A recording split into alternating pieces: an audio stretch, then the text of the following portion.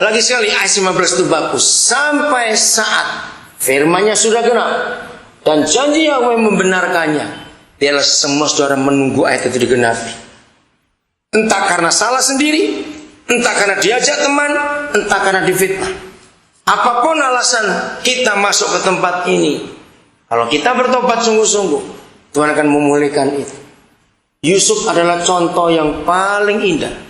Dia nggak punya siapa-siapa, vonisnya seumur hidup, tapi karena dia setia kepada Bapa di surga, dia nggak benci kepada orang yang menjebloskan dia dalam penjara, dia nggak sakit hati. Maka itu sampai saat firman-Nya sudah genap dan janji Bapa membenarkannya, tunggu itu. Maka akan ada kemuliaan yang luar biasa dalam hidup ini. Efesus pasal yang ke-5. Bagaimana cara kita hidup? Ayat yang ke-15 sampai 17. Saya akan bacakan pelan-pelan dan saya akan uraikan. Karena itu, suruh apa kita? Baca Alkitab saudara. Karena itu bagaimana? Perhatikanlah. Ini perintah. Karena itu perhatikanlah. Apanya yang kita harus perhatikan dalam hidup ini? Bagaimana? Perhatikanlah dengan seksama, dengan serius, dengan teliti, dengan sungguh-sungguh. Perhatikan apanya yang kita suruh perhatikan dengan seksama. Bagaimana? Ayo baca. Kamu hidup. Oke, kita sudah salah dari waktu yang lalu. Jangan kita ngulangi kesalahan yang sama lagi. Perhatikanlah dengan seksama. Bukan bagaimana kamu makan, bukan bagaimana kamu pakai pakaian, tapi bagaimana kamu hidup. Artinya dalam kelakuan kita, perhatikanlah. Jumlah kita di tempat ini mungkin hanya seberapa persennya dari jumlah mereka yang belum percaya pada Tuhan Yesus. Betul tidak? Nah, sekecil-kecilnya jumlah kita, hanya kita yang disebut garam dunia oleh Tuhan Yesus, bukan mereka.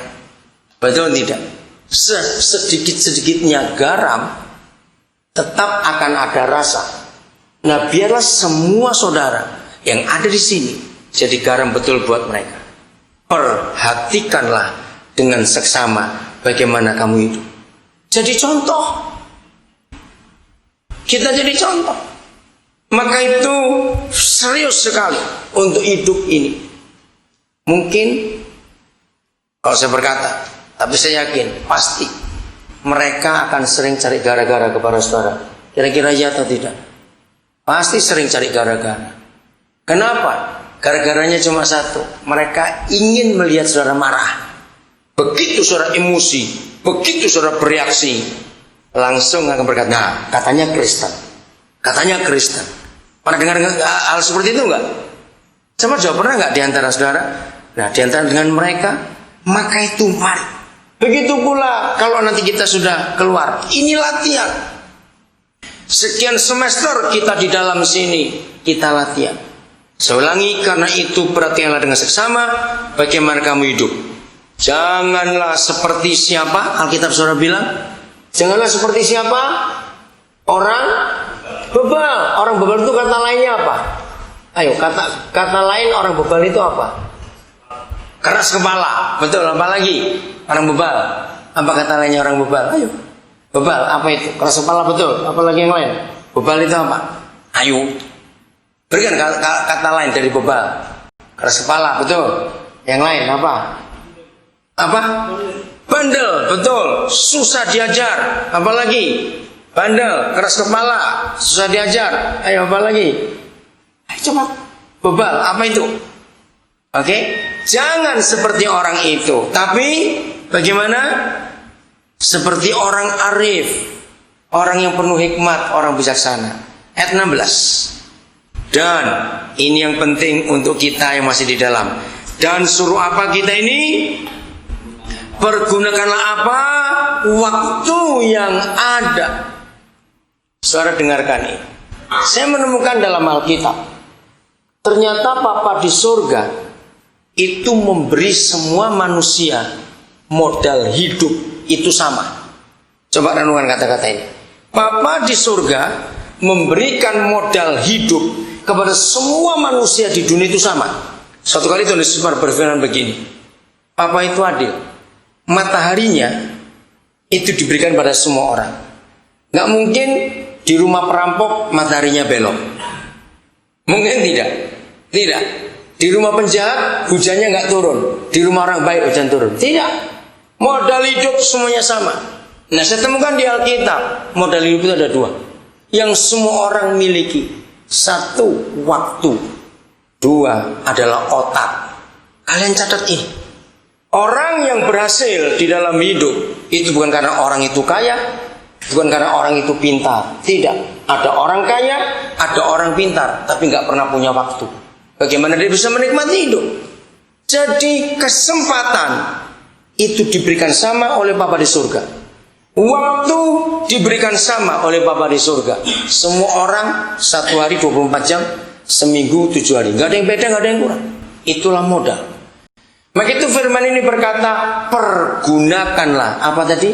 Waktu yang ada.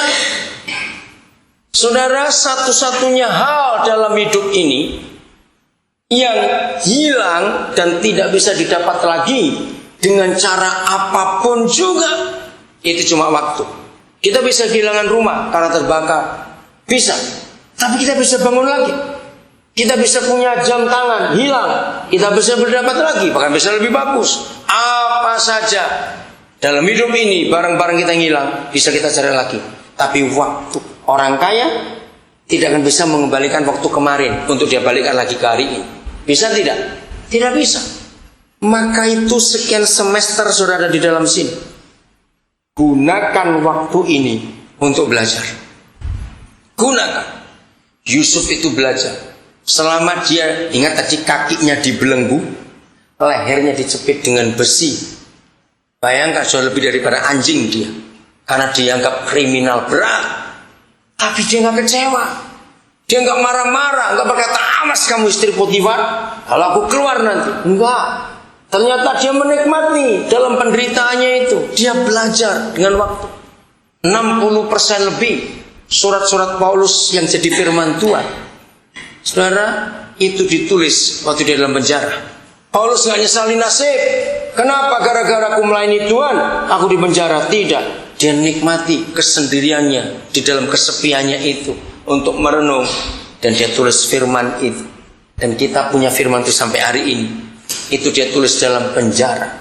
Karena dia mempergunakan waktunya dengan sebaik-baik. Nomor 2 itu otak. Otak itu modal yang hebat sekali. Maka itu kalau semua manusia dalam hidupnya bisa menggunakan waktu dan otaknya dengan baik, dijamin. Nggak usah Kristen, nggak usah berdoa, nggak usah. Buat apa saja yang dia mau, asal dia gunakan waktu dengan baik dan otaknya dengan baik digunakan, dia pasti akan berhasil. Renungkan ini. Menyesali nasib itu bagus, karena untuk kita belajar supaya sadar. Tapi menyesali nasib tidak mau maju itu bodoh. Catat ini baik-baik. Menyesali nasib untuk kita sadar, iya kenapa aku begini, lalu mendorong kita untuk maju, itu baik. Tapi menyesali nasib lalu marah dan dia mandek, dia nggak mau apa-apa, waktunya dibuang-buang, dari pagi bangun cuma tunggu makan, tunggu tidur lagi, lapar makan lagi, terus begitu, mandi berak tidur lagi makan lagi. Lebih baik jadi anjing saja, lebih berharga. Betul tidak? Kok saya berkata itu? Jangan nyesali nasib lalu kita diam. Jangan. Maju. Hari demi hari itu emas, katakan amin. Kalau kita bisa hitung setiap 24 jam yang kita punya untuk hidup, itu merupakan emas 10 kilo. Setahun kita punya berapa ratus kilo emas yang kita bisa pakai untuk hidup. Gunakan waktu dan otak kita sebaik-baiknya. Ya, saya teruskan ayat 16. Dan pergunakanlah waktu yang ada, karena hari-hari ini adalah jahat. Hari-hari yang jahat dalam hidup ini. Ayat 17. Sebab itu janganlah kita disebut apa? Bodoh. Bagaimana supaya tidak bodoh? Tetapi apa? Baca. Ayo, usahakanlah supaya kita mengerti kehendak Bapa di surga. Jadi bagi Bapa di surga, orang bodoh itu bukan orang nggak bisa baca tulis. Bagi Papa di surga, orang bodoh adalah orang yang nggak mengerti kehendaknya.